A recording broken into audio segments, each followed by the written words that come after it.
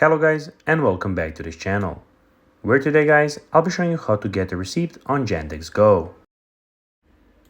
Now guys, the first thing that you of course need to do is go to the Google Play Store or the App Store and download the Yandex Go application.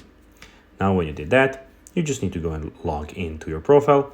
But guys, if you do not have one, you can always go and register to Yandex Go.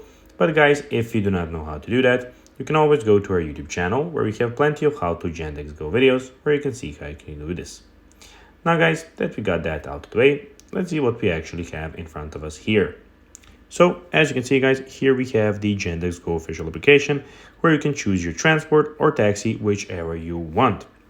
You can go and tap on where to put the location where you want your taxi to bring you to. Now when you click on the top left corner, we will get some information here. So we can enter your phone number here. We see our current address. We can see some payment methods where you can go and add your payment methods. We can see the support center if you have, of course, any questions.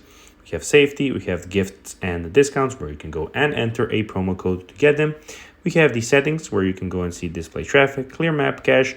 We can go and call, share my location. We can put the dark theme if somebody is a fan of that. And also we have the notifications. And also in the end, we have the last information, which is the information tab. Now guys, let's see how you can actually go and get the receipt in on Yandex Go.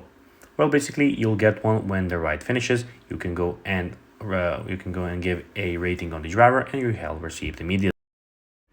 So guys, that'll be everything for this video. I hope that you found this video informative and entertaining guys. If you did, don't forget to like this video, share it, subscribe to the channel and put the notifications on. And guys, as always, I'll be seeing you in the next video.